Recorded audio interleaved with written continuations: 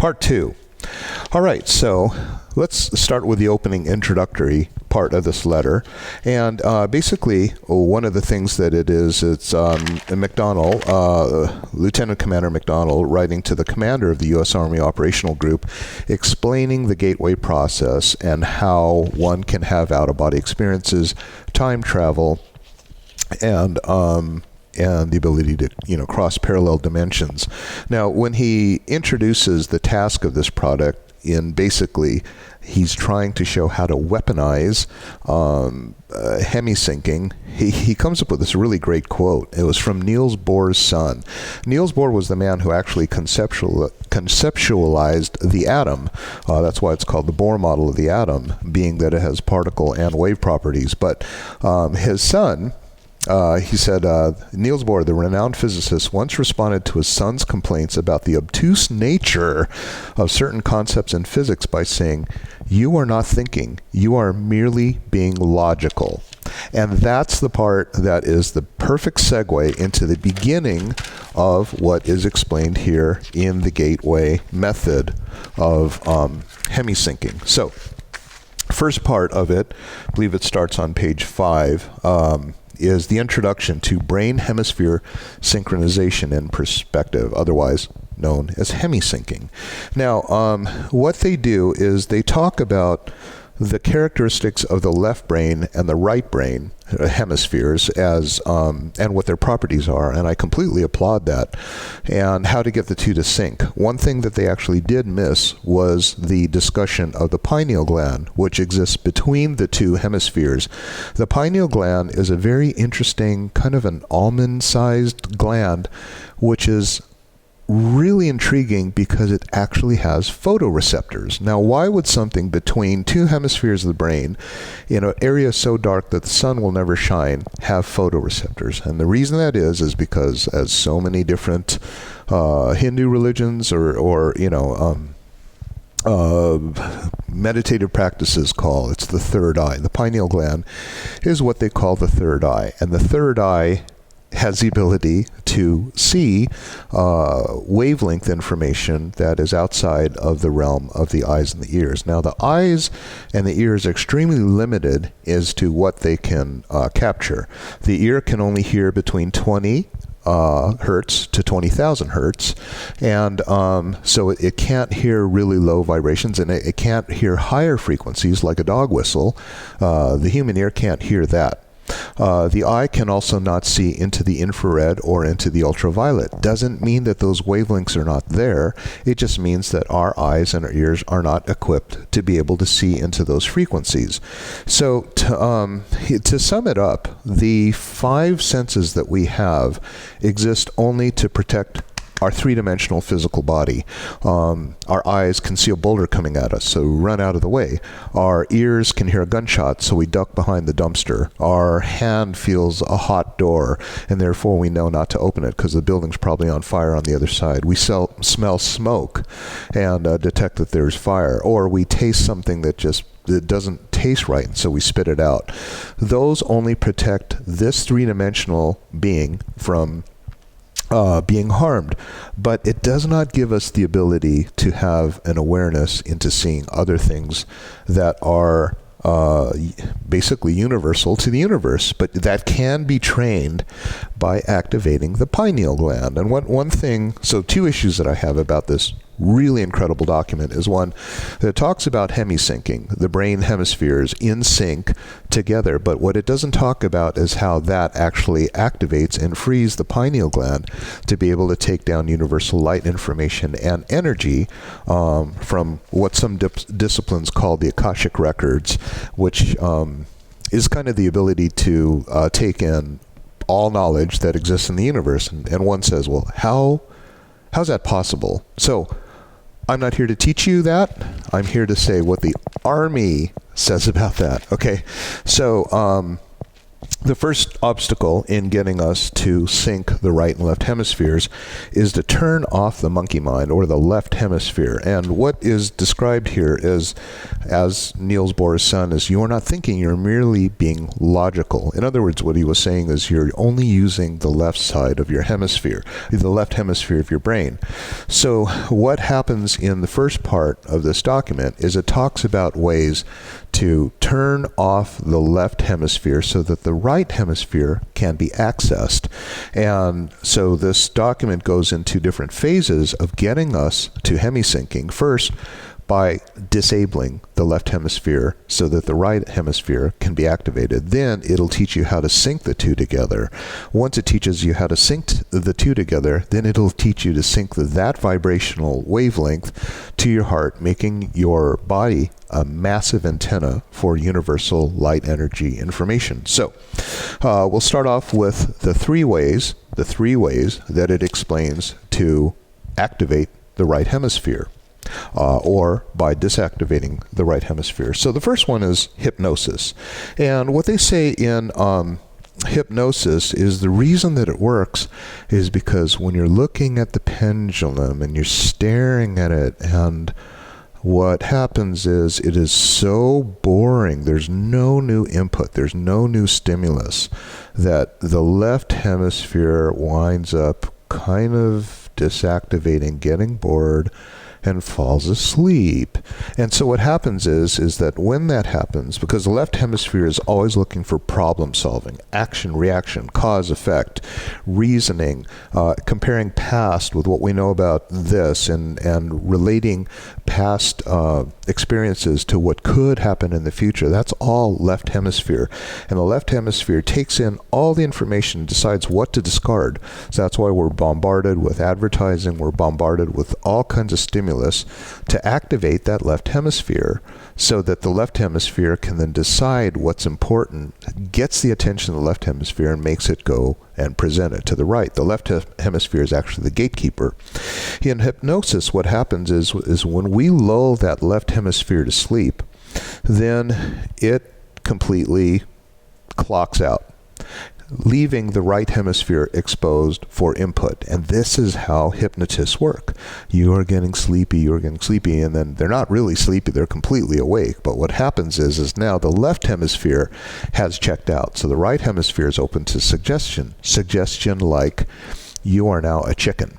Now, you're a chicken in front of this huge live stage demonstration of a hypnotist's power, and all of a sudden you're like, "Bok, bok, bok, bok, bok, bok," and making, the audience is laughing at you, but you're not aware of that because the left hemisphere is made to go disactive. Now, that left hemisphere is the one that would have said, "Hey, dumbass, you are making a jerk out of yourself. People are laughing at you. What will people think? I hope this doesn't come out on video because you look like an absolute idiot." All of those things prevent you from actually becoming the chicken that's on stage in hypnosis. But when that is turned off, then the world is your creative oyster. And, I don't know if you've seen that picture that's gone out of the Vans tennis shoe, and it says, if you can see the tennis shoe is pink, then you're right brain dominant. If you can see it as teal, then you're left brain dominant. And I'm very, very strong in terms of seeing it as in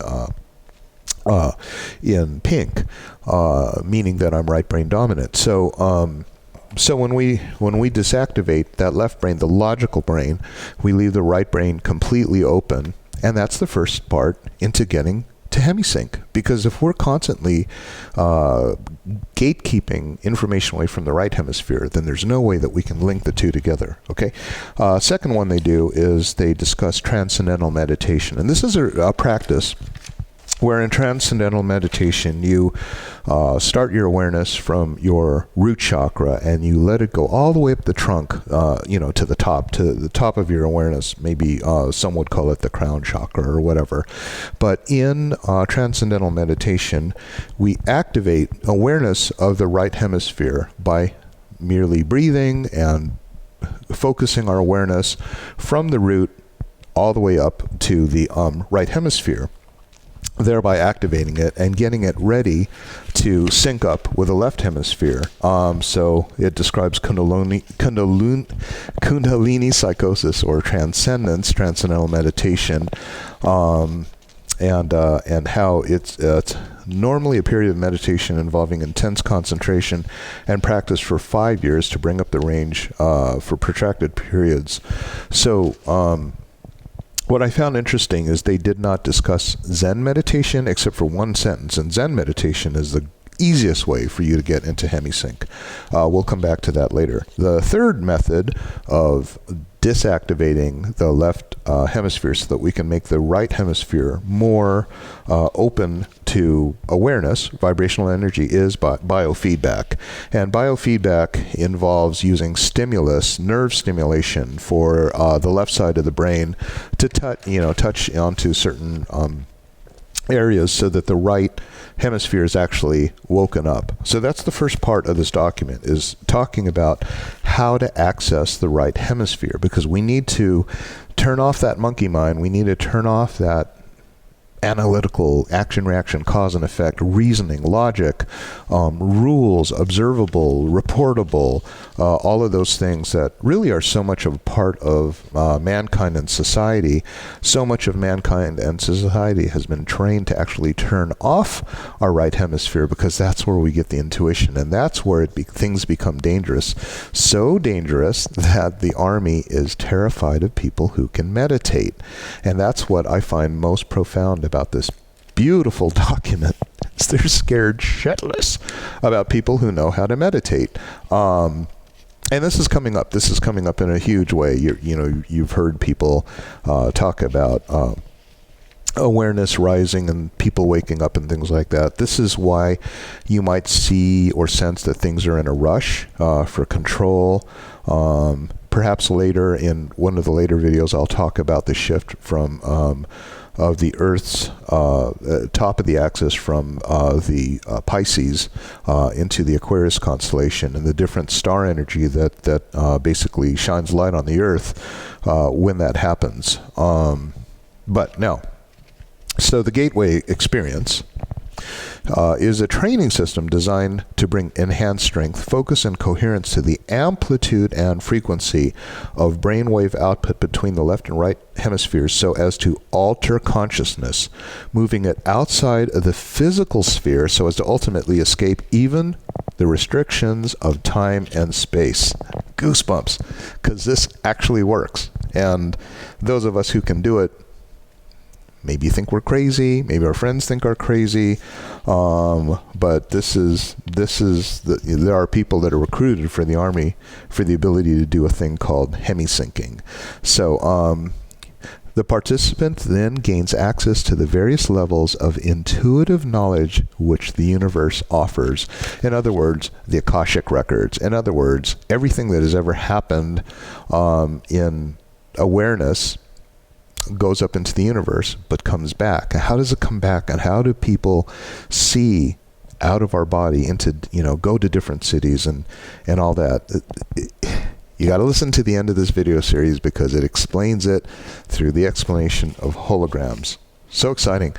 Really, honestly, hope this doesn't get taken off. I've done, really very harmless videos before on YouTube, and had YouTube shut my site down. Didn't talk about masks, didn't talk about COVID, didn't talk about adrenochrome or QAnon or anything like that. Just talked about some simple stuff like this, and boom, they shut it down. Okay, so then they talk about frequency following response as a hemi-sync technique. And this is something where they try to explain hemi-syncing as the beats between two hemispheres, and if you can hear it through your ears, through tapes, then your response will follow the frequency that it hears. Now, this is really not correct, and it's really wrong. Now, this one particular frequency is called the natural resonant frequency of the crystal. Frequency following response means that the body responds by matching to a frequency. Now, here's something that I've done a video before talking about how crystals work, and crystals are not like, whoa man, it's so cool, that like you do crystals and like totally like, the crown chakra and the root chakra, when they get together and it's just like magic. Crystals are probably one of the easiest to understand but most widely confused topics for people, especially people who wear turbans in crystal stores and things like that. And they come up with all kinds of stuff that just makes me like, facepalm when I hear it. Crystals are so simple to understand. A crystal is an item that has a lattice-like structure inside it that allows it to emit a single frequency only. Okay, now that is based on the thickness, based on the composition of the crystal, but I'll tell you that much. This rose quartz sounds like this. Ooh, and if I were to cut it thinner, it would go ooh, or whatever. It emits one frequency only. That's the beauty of crystals. And so everything in the world that is electronic, digital, Silicon Valley, liquid crystal display, a quartz oscillator, a quartz watch, everything is based on crystals. Crystals have the unique capability, because they can emit only one frequency. It's great for the microchip, because in the old days, computers are binary, right? 8 bits, so 010111010. With crystals, rather than having tubes to indicate what the binary, the bit structure of that piece of information, the crystals can actually, through a process called doping, can run current through different frequencies and therefore come up with a different result or a different conclusion. And that's what makes the microchip able to take your phone and turn it into something that is, millions of times more powerful than the computers that took man to the moon. So in frequency following response, what it basically means is that your body will respond to a frequency and then it will respond. So frequency following response. So that means that when you, say for example, your third eye chakra, I think it hums at like 768 hertz, the natural wavelength of it. You'll have to look it up. But so say for example, that you're being inundated with negative thoughts or emotions or energies, and your chakras start to actually vibrate lower. So instead of going like the world wants it to, like in harmony with nature and everything like that, because you're thinking about your bills, your taxes, or that boy who won't text you back, it goes and it goes down a little bit lower. What happens is that your chakras are now not in balance. And like, what's a chakra, dude? A chakra is simply a point of low resistance, electrical resistance on your body. And there's crown chakra, there's third eye chakra, crown chakra, throat chakra. In Chinese medicine, they're called dantians, but it all basically means the same thing. These are USB ports in order to connect to your body. And this is something that acupuncturists have known about for, centuries, the ability to go into the hard circuitry wiring of the body, because we are all just electricity. There's nothing that isn't electrical about us. Nerve stimulation, thoughts, brain activity, the pacemaker in your heart, this is all electrical. And the proof of that is that where electricity is, the moment that we die and our electrical energy leaves the body, what does the body do? It decomposes, literally turns into soil, because there's not that electrical energy. You can't put any probes on anywhere in the body and feel an electrical wave pattern. That's because when the electrical energy leaves our body, then the body dies. So the body is electrical.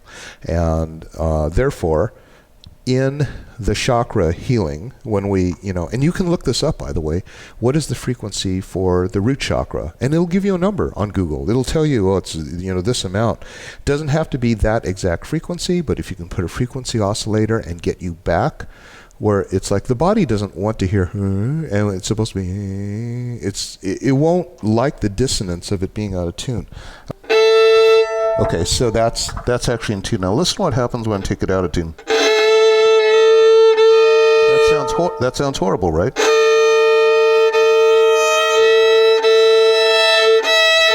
Now I'm bringing it back into tune. Let me take it out.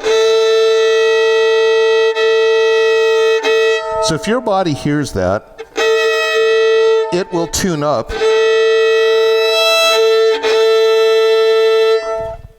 frequency following response. Your body will tune up based on hearing the vibrational energy from a crystal that emits only one frequency, and it will tune up so that you are now basically in balance to the way you should be. And that's why crystal healing works. It doesn't work the way most people do it. I've gone into crystal stores and people go, oh yeah, like one of the funniest things I've ever seen is this person brings in a bag full of crystals, which is a horrible idea to stick a bag of them together because they're going to sound like this. They're all different frequencies and they all don't resonate with each other. They're not harmonious. They're not, in thirds or fifths or anything that actually sounds, pleasant. It's actually very unpleasant. The more crystals that you have, the more it sounds like a whole bunch of instruments in an orchestra, all completely out of tune. So this person brings in this bag of crystals, which I'm just like, oh my God, why a bag of crystals? And then she lays them out on the counter. And then this lady who owns the store takes a tuning fork and she touches it to each of the crystals and then charged the lady $20 to tune the crystals. You cannot tune a crystal. The crystal has an inherent frequency, which is the definition of a crystal, to be one frequency only. So in order to say that I'm going to take my A tuning fork, which is actually discordant with anything that's in nature, and touch it, to crystals is kind of foolhardy. Crystals, so that you know the truth, emit one frequency only, and as do your chakras. But now your chakras can go out of tune. Okay, so in frequency following response, unfortunately, what the CIA document tried to say was that you can listen to these Monroe Institute tapes, and then your body will then sync the two hemispheres together, which does not happen. And this is why they haven't been able to have tens of thousands of soldiers all going out there and going and dissolving buildings, because it cannot be trained like that. It can be trained, as it says in this document, by a Zen practitioner with 20 years of practice can easily achieve hemi-syncing. Now, I've been role of resonance. I've been studying Zen meditation since I was 12 years old. I had to take it because I went to a karate school called Zen-Do-Ryu Karate, which is the style of Zen in karate. And this was a really effective system of Japanese kendo style of karate, but it also incorporated Zen. And the reason that is because when we become filled with emotional anger and we're in an emotional state, all we can think about is punching that guy in the nose. And Mike Tyson said, whenever we start a fight, we always have a plan, but that plan gets completely thrown out the window the minute you absorb your first punch.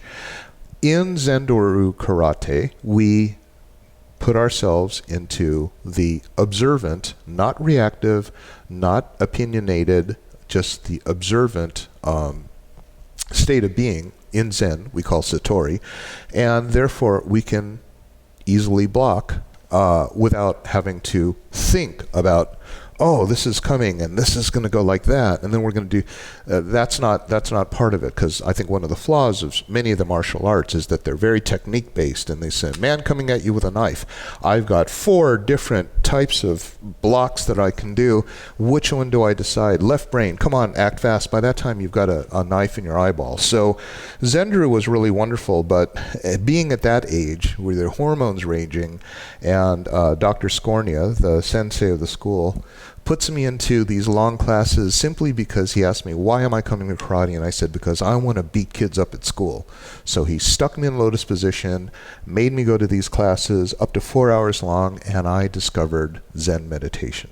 And Zen meditation, if you read my previous memoirs book, that was published has become a really huge part of my life because of the awareness, the non-reactive, the ability to observe, but also to have OOB and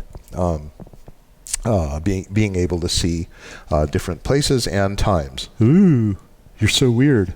Okay, so I'm not going to say that. I'm going to let the Army say it. Okay, so in frequency following response, that's the only thing that I think is kind of flawed about this document, other than the fact that they forget about the pineal gland's role. Okay, I'm going to break it into the third video now.